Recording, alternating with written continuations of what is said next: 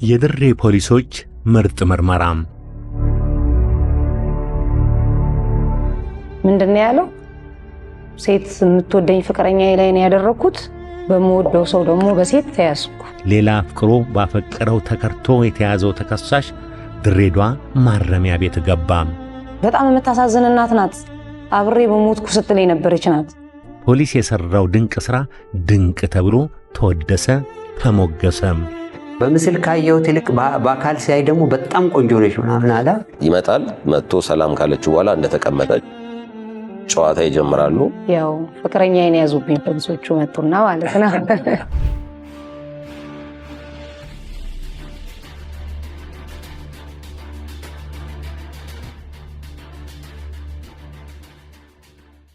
ረጅም ጊዜ አብረው በስልክ የሚያወሩትና የፍቅር ግንኙነት ጨዋታዎች ነበሩ። እሷን ለማግኘት ካለው ጉጉት የተነሳ ስራ ላይ ነበረ። ስራውን እንደጨረሰ 6 ሰዓት ላይ እንደሚያገኛት ተቀጣጠሩት መሰረት 6 ሰዓት ሲሞላ አዳማ ከተማ ኪዳነ ምህረት ስጋ ቤት ቁጭ ብላ ትጠብቀዋለች። ያው ሌሎች በሲቪል የለበሱ የክትትል የአዳማና የኛ አባሎች ነበሩ። በቦታው ላይ ከፍተኛ ትኩረት በማድረግ እሷ ባለችበት ቦታ በስልክ ተገናኝተው ይመጣል። መጥቶ ሰላም ካለችው በኋላ እንደተቀመጠ ጨዋታ ይጀምራሉ። ወዲያውኑ የኛ አባሎች እሷ ምልክት ትሰጣቸዋለች። መጥተው በቁጥጥር ስር ሊያውሉት ችለዋል። ምንድነው ያለው? ሴት የምትወደኝ ፍቅረኛዬ ላይ ነው ያደረኩት፣ በመወደው ሰው ደግሞ በሴት ተያዝኩ። ስለዚህ የፈጣሪ ስራ ነው አለ። ፍቅረኛውን ባሰቃቂ ሁኔታ ገድሎ የተሰወረውና አይነቃብኝም ብሎ ተሰውሮ የከረመው ሌላ ፍቅሮ ባፈቀረው ተከርቶ የተያዘው ተከሳሽ ድሬዳዋ ማረሚያ ቤት ገባ። የሰነድና የሰው ማስረጃዎችን አስክሬኑን ማስመርመረ በሰው ታንቃና እንዲሁም በግዑዝ ነገር ጭንቅላቷ ተመቶ ህይወቷ ማለፉን ያረጋገጠው የሐኪም ማስረጃ ነበር። ይህን ሁሉ አያይዘን ማስረጃዎቹ ከሚገባው በላይ ከተጠናከረና ከተደራጀ በኋላ አቃቤ ሕጎች አብረን ነው ይህን ሁሉ ስንሰራ ነበር ነው። ዛንጋ አቃቤ ሕግ የምርመራ መዝገቡን አስተላልፈን የምርመራ መዝገቡን አቃቤ ሕግ አይተው የክስ ቻርጅ ከፍተው ፌዴራል ከፍተኛ ፍርድ ቤት ድሬዳዋ ምድብ ችሎት ላይ ውሳኔ 13 ዓመት ውሳኔ ተሰጥቶበት በአሁኑ ሰዓት ማረሚያ ቤት ውስጥ ይገኛል። በዚህ በተከሰሰበት ድንጋጌ ስር እንዲከላከል ብይን ሰጥቷል። ተከሳሹም የማቀርበው የመከላከያ ማስረጃ የለኝም በማለቱ ፍርድ ቤቱ በተከሰሰበት በተራ ሰው ግድያ ወንጀል ጥፋተኛ ብሎ በውሳኔ ያስተላልፏል።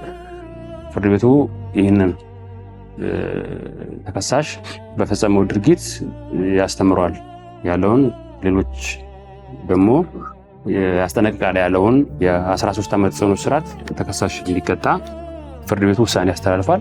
ያው ከዚህ የምንረዳው ቢዘገይም ያው አንድ ወንጀለኛ ወንጀል ከፈጸመ በኋላ ይቆያል እንጂ ያው እዚህ በቁጥጥር ስር መዋሉ እንደማይቀር ማሳያ የሚሆን ትልቅ ስራ ነው ብዬ ነው ማምነው። ለሰራው ወንጀልም ፍርድ ቤት ቀርቦ የ13 ዓመት ጽኑ እስራት ተፈረደበት።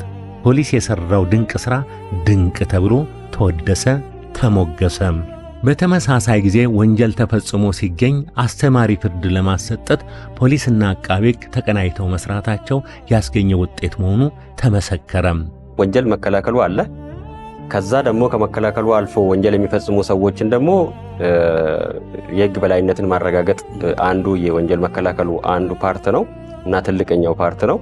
ከዚህ አንፃር እውነት ለመናገር ባለፉት ዓመታትና በዚህ ዓመት ውስጥ ብቻ ከድሬዳዋ ፖሊስ ጋር ተቀናይተን ትላልቅ ግድያዎችን፣ አስገድዶ መድፈር እና እንዲሁም ደግሞ ከፌዴራል ፖሊስ ምስራቅ ክላስተር ምርመራ ክፍል ጋር በመተባበር ግራውንድ የሆኑ ሙስናዎችን፣ ህገወጥ ሰዎች ዝውውሮችን፣ የሽብር ወንጀሎችን እና በጣም ግራንድ የሚባሉ ማታለሎችን በየጊዜው የኢኮኖሚ ወንጀሎችን እንደው የተደራጁና ድንበር ተሻጋሪ የሚባሉ ወንጀሎችን ተቀናጅተን እየሰራን ነው። የፖሊስ የወንጀል ምርመራ ሥራ በቡድን የሚሰራና በቡድን የሚተገበር ነው። ይሁን እንጂ ባለፈው ባቀረብነው ፕሮግራማችን ወንጀለኛውን ለመያዝ ከፍተኛ አስተዋጽኦ ላደረጉት የምርመራ ቡድን አባላትና ኃላፊዎች ዕውቅና እንሰጣለን። ከነዚህ አባሎች መካከል ተከሳሹን በሶሻል ሚዲያ በፍቅር በማማለል በቁጥጥር ስር እንዲውል ያስቻለችው ዋና ሳጅን ስንዱ ካሳሁን ከተጠቃሾቹ መካከል ተጠቃሽ ናት። ተፈላጊው በተለያየ ጊዜ ትክክለኛ አፍቃሪ መሆኗን ለማረጋገጥ የሚያደርገውን መስቀለኛ ጥያቄ ፈተና በብቃት ተወጥታ የተገደለችውን ወጣት ደም ለማውጣት የተጋችውና የተዋጣላት የመድረክ ሳይሆን የገሃዱ ዓለም ተዋናይ ለሌሎች አርአያ ትሆን ዘንድ የዛሬው ትኩረታችን ናት። ዋና ሳጅን ስንዱ ከትወናው ባሻገር በፖሊስነቷ ያላት መመካትና ፍቅር እንዲሁም ገለጻዋ ሳቢ ሆኖ አግኝተነዋል። ከሙያ ባልደረቦቿና ካለቆቿ ጋር ተባብራ ለ2 ዓመት ገሎ የተደበቀውን ተከሳሽ ለሕግ አቅርበውታል። ዋና ሳጅን ስንዱ ካሳሁን ድርጊቱን ከፈጸመ በኋላ ተጠርጣሪው ከአካባቢው ይሰወራል። ከተሰወረ በኋላ በምንም አካባቢ መረጃው ላይ እንዳለው የሚኖርበትን አካባቢ እንጂ የት ሊገኝ እንደሚችል በግልጽ የተቀመጠ ነገር የለም መታወቂያው ላይ። እዛም ምን አደረግን? ያው በስሙ ማህበራዊ ሚዲያን በመጠቀም በኢሞ ያው ፎቶ ምናምን በመላላክ የፍቅር ግንኙነት በሚመስል መልኩ የፍቅር ቃላቶችን በመነጋገር ያው ወንድ ልጅ ነውና እኛ ሴቶች ብልሃተኞች ነን፣ ደካማ ጎኑን በመጠቀም የተለያዩ የፍቅር ቃላቶችን የተለያዩ ፎቶዎችን ያው አሁን እንግዲህ ቆጃንጆ ፎቶ የነበሩ ፎቶዎችን በመላክ ምናምን ትንሽ ልቡ ያው ወደ አመኔታና ወደ መሸርሸር ነገር ይሄዳል መሰለኝ። እኔ ነጋዴ እንደሆንኩኝ ጅጅጋ ከተማ እንደምኖር እሱ ደግሞ የኤሌክትሪክ ባለሙያ እንደሆነና አዳማ አካባቢ ላይ እንደሚሰራ አዳማ አርባ ምንጭ ምናምን ላይ እንደሚሰራ በመናወራው ሂደት ተረዳዳንና ለረጅም ጊዜ ይሄንን በማውራት ሂደት ላይ ካሳለፍን በኋላ ያው ጫማዎች ነጋዴ ነኝ ብዬው ስለነበረ ጫማዎች፣ ልብሶች ምናምን ይዤ ወደ አዳማ እንደምመጣ አንድ ቀን እንደምመጣ ሁሌ የምናወራ ነበር። ያ ቀን ደረሰና ወደ አዳማ ሄድን። አዳማ ሄድን። በዚህ ጊዜ ውስጥ በኢሞ እንጂ በስልክ አውርተን አናውቅም። በጽሁፍ ወይም ደግሞ በኢሞ በድምፅ ነው እንጂ ቀጥታ በስልክ ተደዋውለን አውርተን አናውቅም። እና ድምፄን የመጀመሪያ ጊዜ ደወልኩና ሰርፕራይዝ አዳማ ገብቼ አድሬያለሁ፣ እንደዚህ አይነት ቦታ አልጋ ይዣለሁ አልኩት። አሁን እኮ ብመጣ እለይሻለሁ የቅርብ ጊዜ ፎቶ ላኪልኝ አለ። ላኩለት። በቃ ጠብቂኝ አለ። ከአዳማ ወጣ ያለ ከተማ ነበር መሰለኝ ያለው። ዘገየብን። ያው እኔም ካፌ ነገር ላይ ቁጭ ብያለሁ። የስራ ባልደረቦቼም ሲቪል ለብሰው ካፌው አካባቢ ላይ ቁጭ ብለው እኔን እየተከታተሉ ለረጅም ሰዓት ለ4 ሰዓት የሚያህል ቡና ውሃ ሳይቀር እየተጠቀምን ሲዘገይ ያው ልሄድ ነው በቃ የማደርሳቸው እቃዎች ስላሉ ልወጣ ነው ስለው አይ አሁን ድረሳለሁ አለ። እንደውም አልጋ የሚያስይዝ ሰው ልላክና አልጋ ይዘሽ ረፊ ደክሞሽ ከሆነ መንገድ ምናምን አለ። አይ እጠብቅሃለሁ እዚሁ አልኩት። እዛው ካፌ ውስጥ እንዳለው ደርሻለሁ አለ። ልክ ከውጪ ያው እሱ ለይቶኛል፣ እኔም ለይቼዋለሁ። ከውጪ ካፌው መስታወት ስለነበረ እንደወረደ ከመኪና ወደ እኔ ሲመጣ አየሁት። ቀጥታ ወደ እኔ ነው የመጣው። እኔም ለይታ አመቺ የሆነ ቦታ ላይ ነበር የተቀመጥኩት። ያው የተነፋፈቀ ሰው እንደሚገናኘው በጣም በቃ መጥቶ ቀጥታ አቀፈኝ። እዛም በቃ አሁን በቃ ማረፊያ ቦታ እንሄዳለን ምናምን አለ። የዛን ሰዓት ያው ፍቅረኛዬን ያዙብኝ ፖሊሶቹ መጡና ማለት ነው። እና በጣም በጭራሽ ባላሰበው ሁኔታ ነው፣ በጭራሽ ባልጠበቀው ሁኔታ ደነገጠ። በቃ ቁጭ አለ። ምንድን ያደረኩት ብሎ ሲል ከድሬዳዋ ነው አሉት። ሲሉት ደነገጠ። ምንድን ያለው? ሴት የምትወደኝ ፍቅረኛዬ ላይ ነው ያደረኩት፣ በምወደው ሰው ደግሞ በሴት ተያዝኩ። ስለዚህ የፈጣሪ ስራ ነው አለ። በቁጥጥር ስር ውለነው ከአዳማ ፖሊሶች ጋር አዳማ ፖሊስ ላይ አቆይተ ነው ወደ ድሬዳዋ ይዘን የመጣንበት ሂደት አለና ይሄ በጋራ የተሰራ ትልቅ እንትን ድል ነው።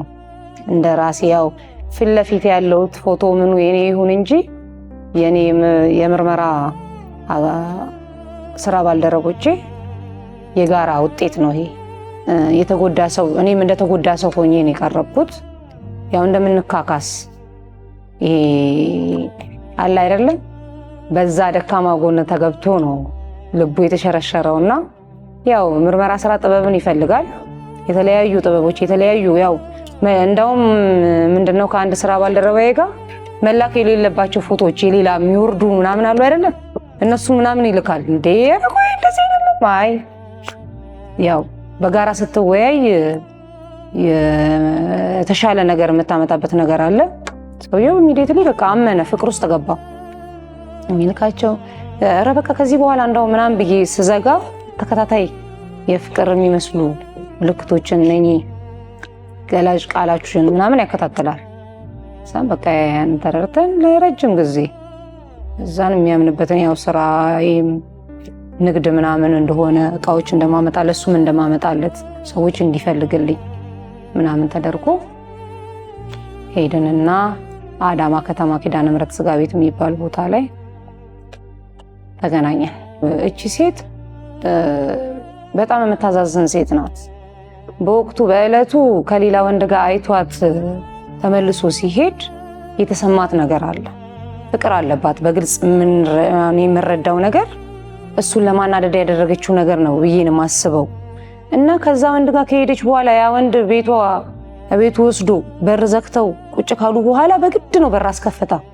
ብላ ጎረቤት ተረብሾ መውጣት አለብኝ እሄዳለሁ። ኧረ አይሆንም ሲነጋ ትሄጃለሽ በተአምር መሄድ አለብኝ ብላ ተጣልታ አብራው ከነበረ ወንድ ጋር ሄዳ ነው ያገኘችው።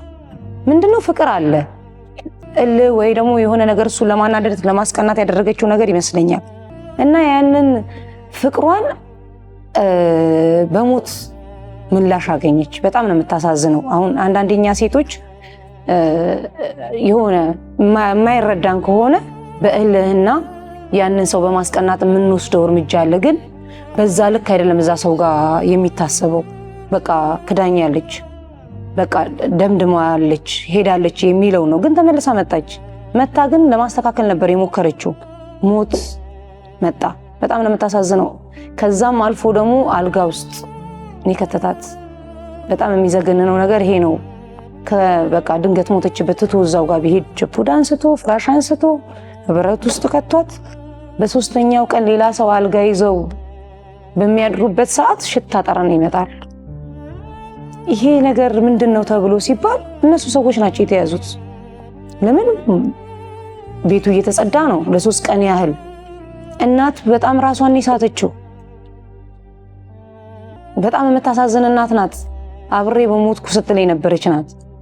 እና ባፈቀረች ነው እቺ ሴት ሞትን የቀመሰችውና ይሄም ሰው ደግሞ አፍቅሮ ሕግ ማየት አለበት የሚል ነው ውስጣችን መነሳሳት እንትን ብሎ በፍቅር በጥበብ መልሰን ወደ ሕግ አቅርበን ቅጣት እንዲያገኝ የተደረገበት ምክንያት ይሄ ነው።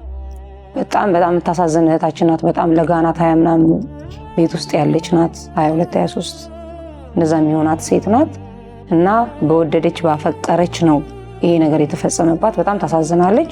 እሱም ባፈቀረው በሕግ ወደ ሕግ አካል መጥቶ ቅጣቱን እንዲያገኝ ተደርጓል። ይሄ ለማንኛውም ነገ ፍቅር አለን ብሎ በቀል ለሚያስቡ ሰዎች አስተማሪ ይሆናል ብዬ አስባለሁ። ካልተስማሙ መለያየት እያለ ካልተስማሙ ተነጋግሮ ችግሮችን መፍታት እያለ ሞትን የሚያመጣ ነገር አለ ብዬ አላስብም። እኔ በጣም ነው ሁልጊዜ የምኮራው